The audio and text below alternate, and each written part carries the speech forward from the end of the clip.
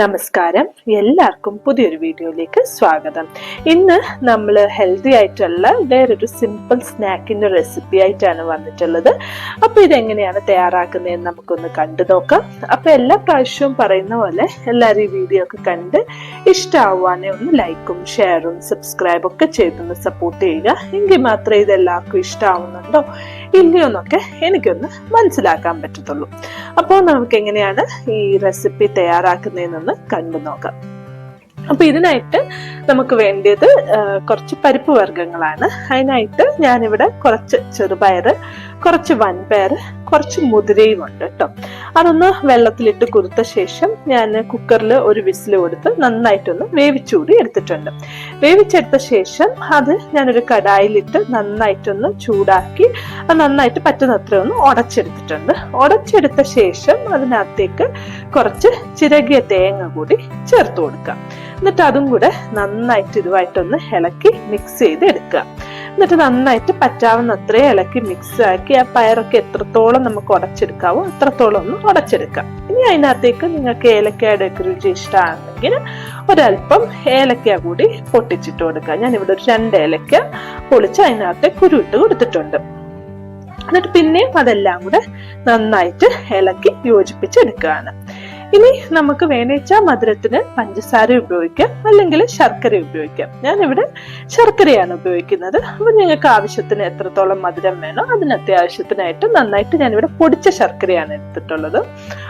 നമുക്ക് ഏത് ശർക്കരയാണോ നിങ്ങളുടെ കയ്യിലുള്ളത് അത് പൊടിച്ചോ അല്ലാതെയോ, അല്ലെങ്കിൽ അത് പൊടിച്ചു ചേർക്കുന്നതായിരിക്കും നല്ലത്. കാരണം അല്ലെങ്കിൽ വെള്ളം പോലെ ആയി പോവല്ലോ നമ്മൾ ഉരുക്കിയൊക്കെ ഒഴിക്കുകയാണെങ്കിൽ. അപ്പൊ ഞാനിവിടെ പൊടിച്ച ശർക്കര മധുരത്തിനിട്ടു, ഒരല്പം നെയ്യ് കൂടി ചേർത്ത് കൊടുത്തു. എന്നിട്ട് ഇതും കൂടെ നന്നായിട്ട് ഇളക്കി യോജിപ്പിക്കുകയാണ്. ചെറുതീയിലിട്ട് നന്നായിട്ട് മിക്സ് ചെയ്തെടുക്കുക. എന്നിട്ട് അതിനകത്ത് ആ വെള്ളാംശമൊക്കെ ഉണ്ടെങ്കിൽ എല്ലാം നന്നായിട്ട് നമ്മുടെ ഒരു പരുവെന്ന് വെച്ച് കഴിഞ്ഞാൽ ഇതാറി കഴിയുമ്പോൾ നമുക്ക് ഉരുട്ടി ഉരുട്ടി എടുക്കാൻ പറ്റണം. ആ ഒരു പാകത്തിന് നമ്മൾ അതിനകത്തുള്ള വെള്ളമൊക്കെ വറ്റിച്ച് ഈ ശർക്കരയും ഈ പയറും തേങ്ങയും കൂടെ നന്നായിട്ട് മിക്സായി കിട്ടുകയും വേണം. ഇപ്പൊ ഏകദേശം എല്ലാം നന്നായിട്ട് മിക്സ് ആയിട്ടുണ്ട്. പയറൊക്കെ നന്നായിട്ടൊന്ന് ഉടഞ്ഞിട്ടുമുണ്ട്. ഈ ഒരു പരുവാവുന്നിടം വരെ നമ്മൾ ഇളക്കി യോജിപ്പിക്കുക. ഇനി ഞാനിത് ചെറിയ ചെറിയ ഉരുളകളാക്കി മാറ്റി വെക്കാൻ പോവാണ്.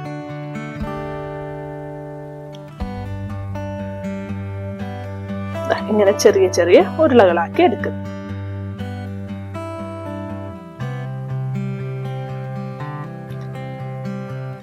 ഇതെല്ലാം ചെറിയ ഉരുളകളാക്കി മാറ്റിയ ശേഷം ഞാനൊരു ചെറിയ ബൗളിലേക്ക് കുറച്ച് മൈദയാണ് ചേർത്ത് കൊടുക്കുന്നത്. പിന്നെ അതിനകത്തേക്ക് ഒരല്പം മഞ്ഞൾപ്പൊടി കൂടി ചേർത്ത് കൊടുക്കുന്നു. പിന്നെ ചെറിയ ജീരകം ഒരല്പം ചേർത്ത് കൊടുക്കുന്നു. പിന്നെ കുറച്ച് എള്ളുണ്ടെങ്കിൽ അതുകൂടി ചേർത്ത് കൊടുക്കുന്നു.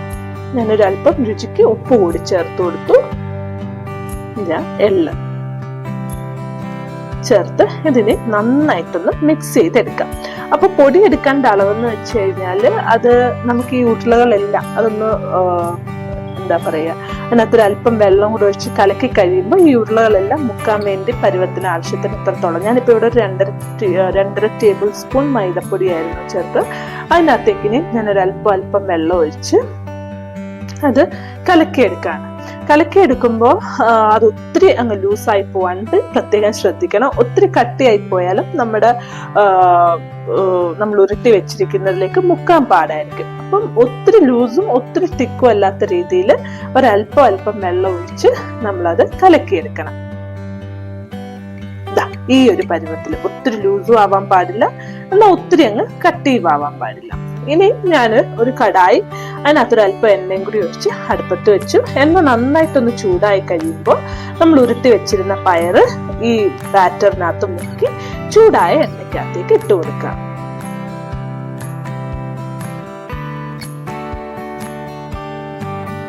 ഞാനിപ്പോ ഓരോ ഉരുളകളും അങ്ങനെ ആ ബാറ്ററിനകത്തേക്ക് മുക്കി എണ്ണയ്ക്കകത്തേക്ക് ഇട്ട് കൊടുക്കാണ്.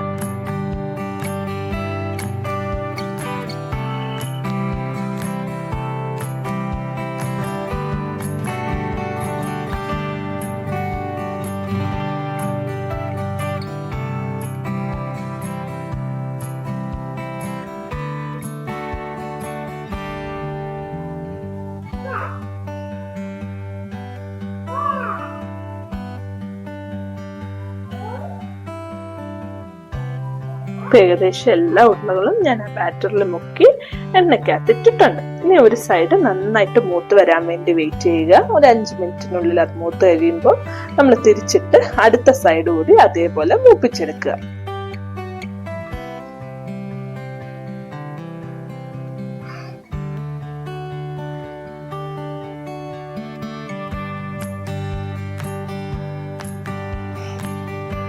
അപ്പൊ ഇങ്ങനെ രണ്ടാമത്തെ സൈഡ് ഏകദേശം മൂത്ത് വന്നിട്ടുണ്ട്.